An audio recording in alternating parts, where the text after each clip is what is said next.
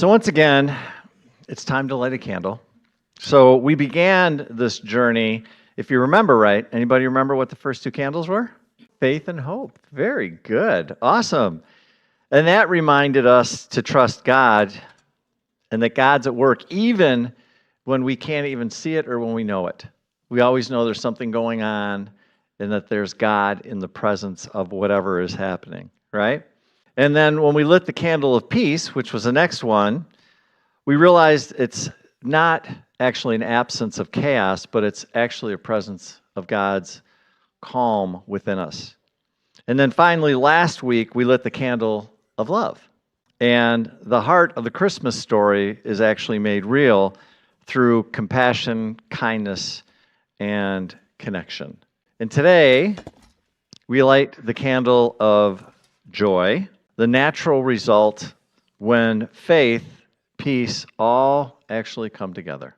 And so as we light this candle, let us remember that joy is not something that we wait for. We don't have to wait for joy. We can experience that at any time because why? In our center, the core of our being, joy is there.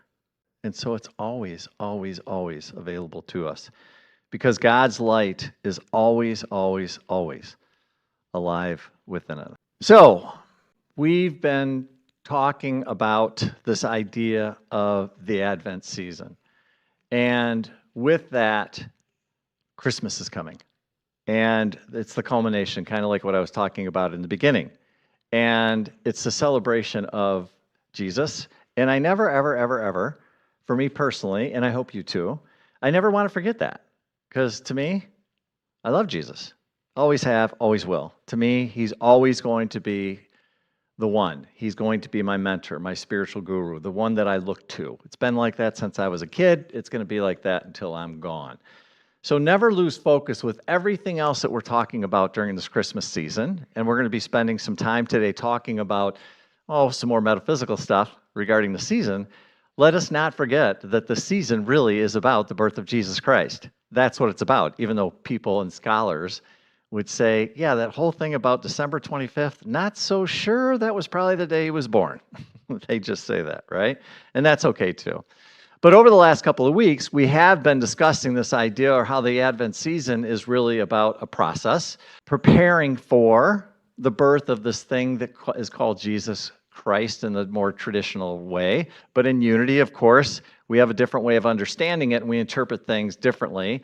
And when we talk about this idea of the birth of Jesus, we're really talking about, what are we talking about, folks? Who's been listening? The indwelling Christ.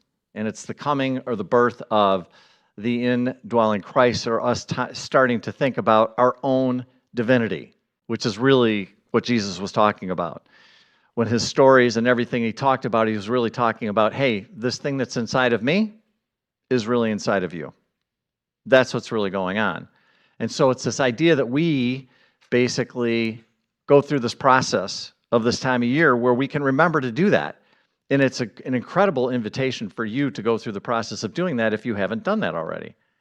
And it doesn't need to be this great big thing. It doesn't. It can take place in seconds of just saying and acknowledging this thing that's going on inside of me.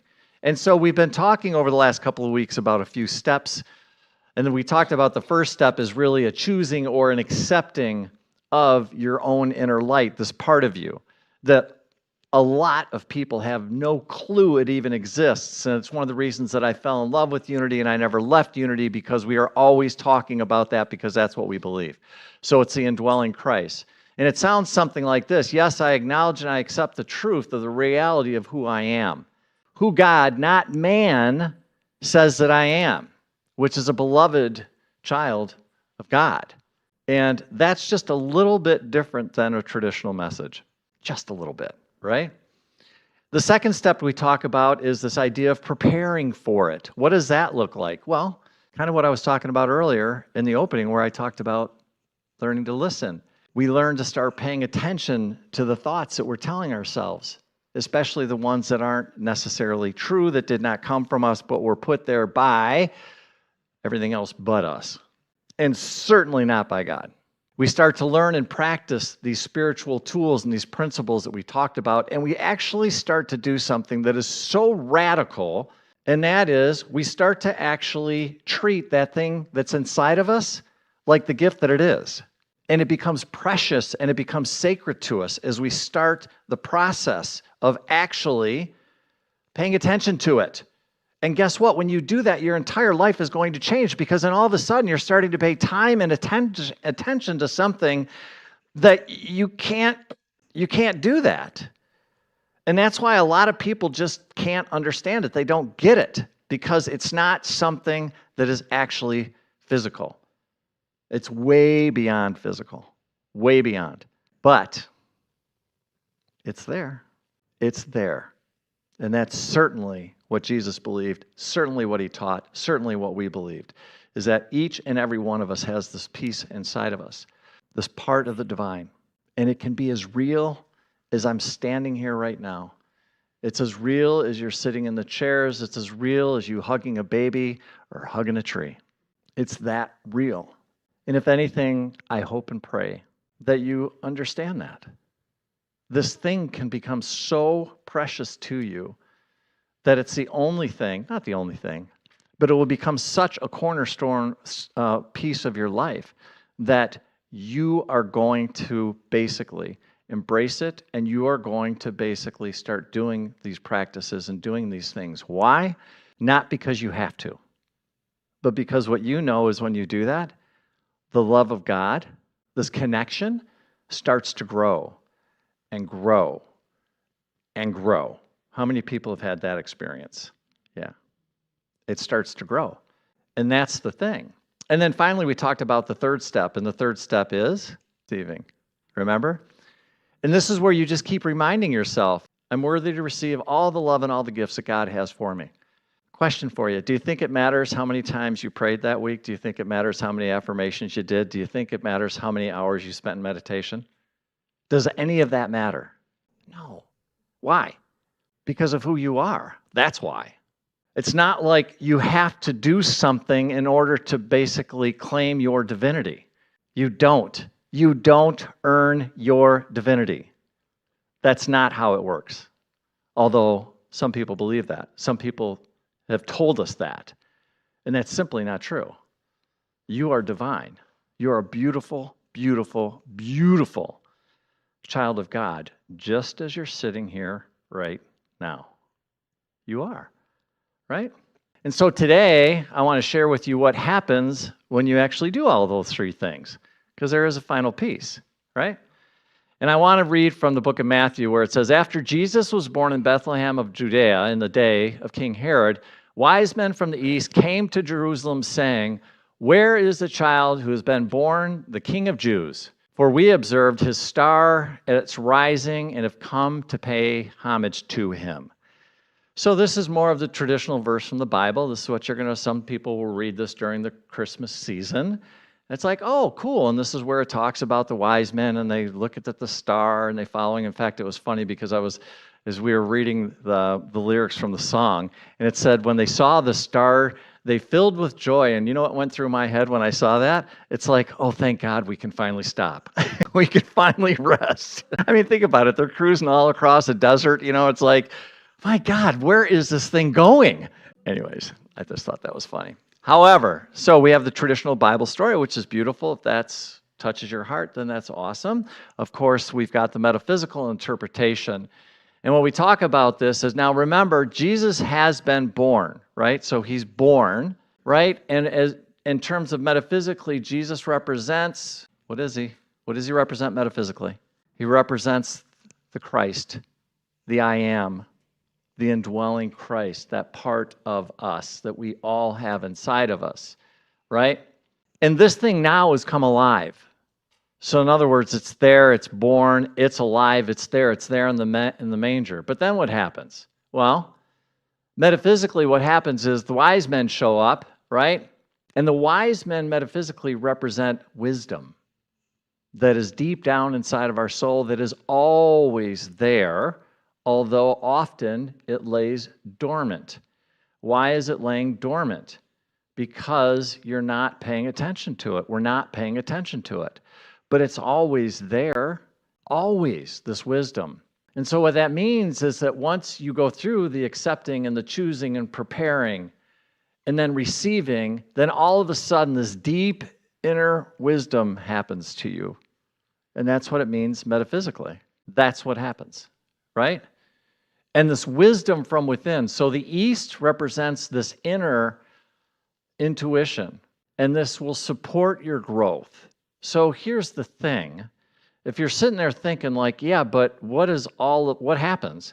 Well, here's what happens is that once you accept this thing, you prepare for it, you receive it, then you're going to be given wisdom that you never had before, and that wisdom is going to be your instruction manual on what you need to do for your own divinity. Do you understand that? Do you understand that it's there for every single one of us, but you have to open the book. The book needs to be open. You're the one that opens the book. Nobody else opens the book. You're the one. And so when you open the book, then all of a sudden, there's the instruction manual, right? And I'm just using that as a metaphor, but it's literally true. That when you start to actually do this work, what's going to happen is you're going to change because all of a sudden you're going to be given the instruction manual on what you need to do for your own divinity.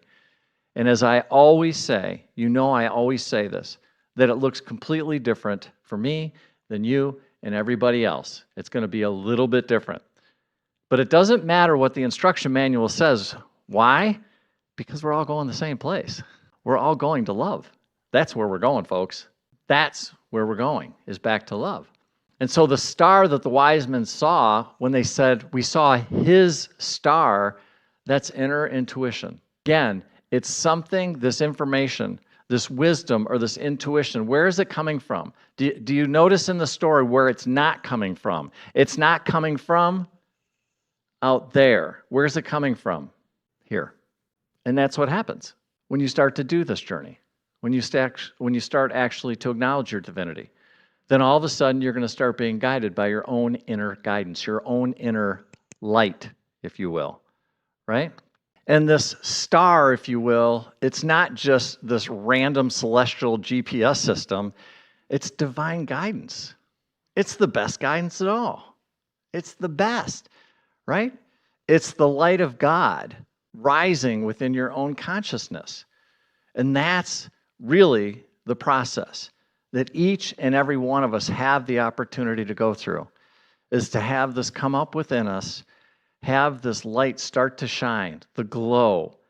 The instructions are given to you. They're revealed to you. Why? Because you're asking for them. And because of who and what you are, they can't be kept from you. Do you understand that? You are that powerful that once you make a decision, it cannot be kept from you in any way, shape, or form. And so the universe steps in. Oh, they want that? No problem. Here it comes. Now, is it going to show up like a neat little book with a bow on top of it sitting on your bedstand when you go home tonight? Probably not. Is this something that's going to happen overnight? I'm going to guess probably not. At least that's not been my experience, but has there been things that have happened miraculously? Of course there has. And I'm not going to deny that because it's happened too many times. For me personally, it was kind of like a slow growth thing that happened. It didn't happen all at once. It happened in pieces. And as I expanded and as I understood, and I'm still expanding, and I'm still understanding, and I'm still learning, because this never stops, folks. This process never, ever, ever. Do you think God stops? No. Do you think Jesus stopped? Do you think he ascended? Now he's just sitting around eating bonbons and Cheetos? I promise you he's not. He's not. He's expanding and he's growing. And he will always, and we will always expand. We will always grow, even after we have an awakening, even after we go through the process of that, right?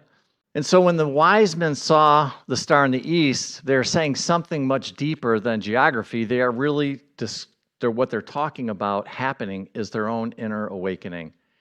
And that's why metaphysically I think it's such a beautiful story. And that's why, to me, I can't not talk about the Christmas story and not talk about it. I can't do that because I know what's happening inside of us. I know what the potential is, and I know what Jesus was really trying to say.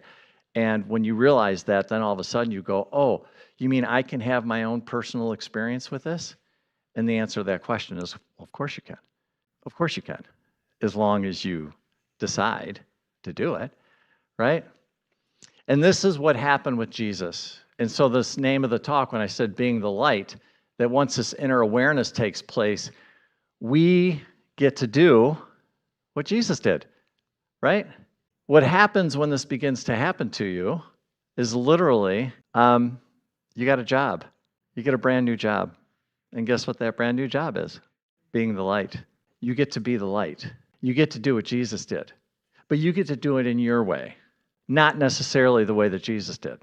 And so therefore, you've got this light that's going on inside of you. It's beautiful. That expression called you is beautiful, fantastic, amazing, incredible.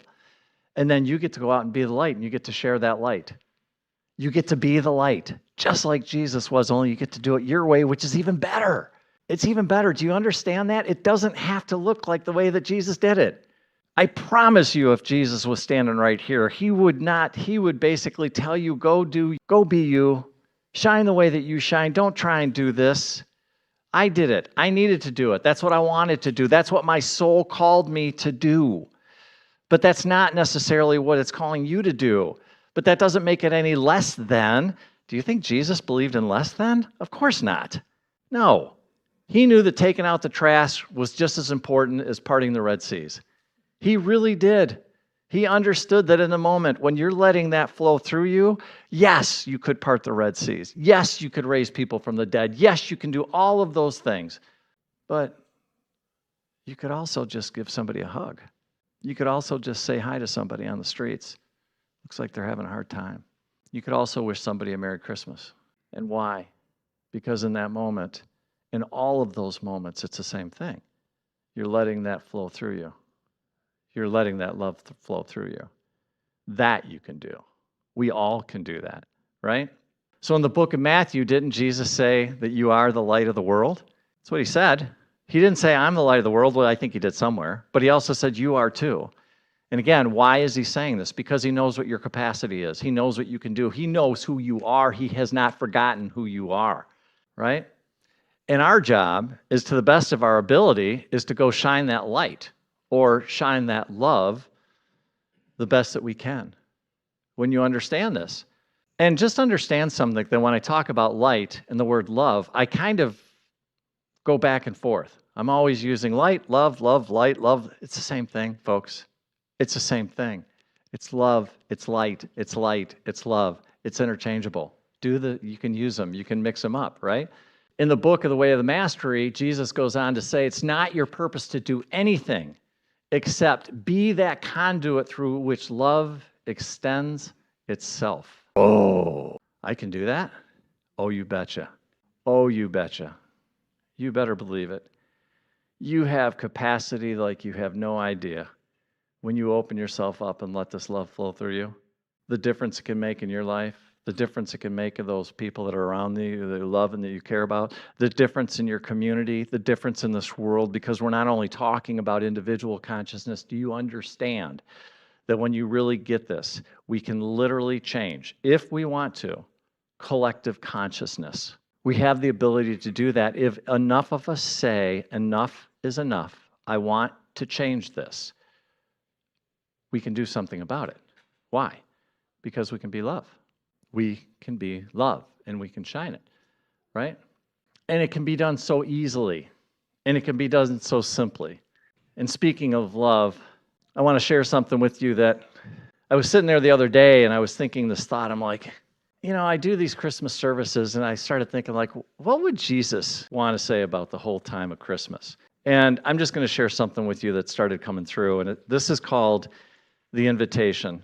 If there was a message that I would want to share at this time of the year, it would be this: my life, my birth, my death was never about me. My intent was for it to be a reminder for others. This reminder was that what lived in me lives in you as well. that we are all made of the same stuff, and that same stuff is called love. So this time of year is really my invitation to you to remember love. Love is what you're really made of. Love is what really makes the world go round. Love is what really holds the stars and the moon in place, and it's what binds us. Think of love as a great cosmic glue that holds everything together. There's nothing bigger than love. There's nothing stronger than love. There's nothing more powerful than love. There is nothing love cannot do. And in truth, this is who you really are. This is my true message, that you are love, and therefore, there is nothing bigger than you. There is nothing stronger than you. There is nothing more powerful than you. There is nothing you cannot do, because you, my beloved child, are love. Right here, right now. This is not something you have to earn or you have to prove. It's simply the truth. You are love now. You are loved now. And now, go be love. Be the gift that you are. I love you. And so, speaking of going and being the love that you are, I wanted to show you a little something. Of course, this is one of those videos that I get, and my sister sends it to me, and she goes, "Double dog dare you not to cry." Jim. Sorry, can I just check something real quick? Did she just pay for her pumpkins? Yeah. Thank you. That was nice. Merry Christmas. Oh my Thank gosh. you. Are you trying to find her? Oh, hi. Hi. Oh my gosh. Oh my gosh. You have a beautiful family. So beautiful. It was more than you could imagine. We've been struggling so much with even the price of formula. How old is your baby? 3 months. 3 months? Did you get formula today? No, we have a couple cans left. Do you want to go get some?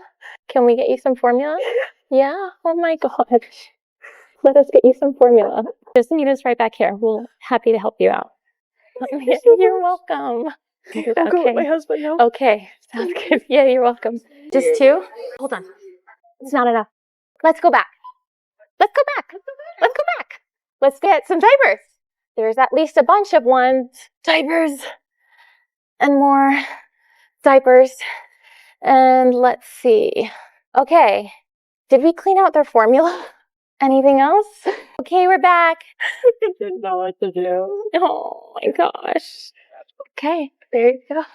Okay, the total is $321.89. Okay, we love you. Bye. Be the light. Be the light. You can do this. You can do it in your own way. Be the light that you are. Jesus remembered who he was. He knew the power of love. He knew it. He followed the process. He accepted it. He prepared for it. He received it. And then he became it. And that was his greatest message. You can do the same thing. So here's my question. What about you? What about you? Are you ready? Are you ready for it? Just curious. Because it's there. It's there for you, right? And by the way, just so everybody knows, that when I used to ask myself that question, it wasn't always easy. So the truth is, at different times in my life, the answer was a little bit different, right? Earlier in my life, I would have looked at that and thought you were speaking a foreign language to me.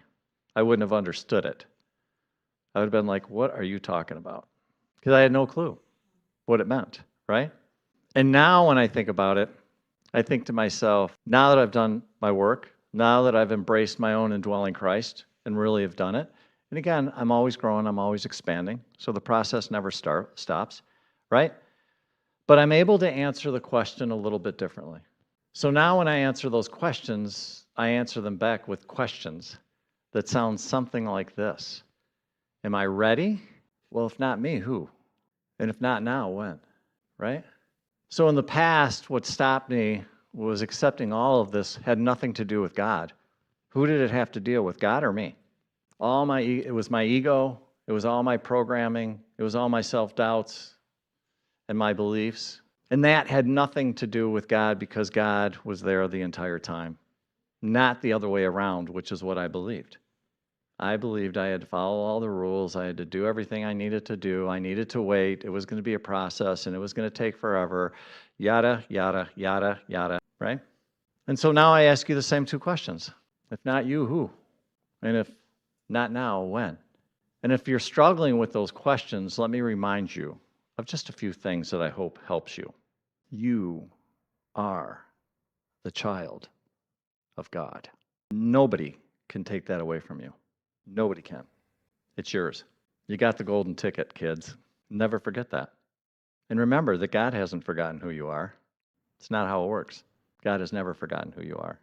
And remember that in terms of when, you don't have to wait. There's nothing to wait for. The waiting is over. It's over.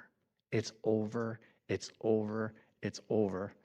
I don't care what you've done or you haven't done. I don't care what you've said or you haven't said. I don't care what the past 40 years of your lives has looked like. It does not matter. The only one that matters to is your ego, because your ego doesn't want you to change. So when you think about this and you think, well, he could maybe do it, but I don't think I can do it. That's your ego. That's not your soul, because your soul never forgets who you are, ever. Your soul knows. It knows. The only one that's put a time frame on this thing is you. The only one that's waiting for something to happen is you. The only one who's saying this can't happen right now is you, not God. Never God. Never, ever. These are the two questions that the universe is constantly asking you. Who are you really? Who are you? Right?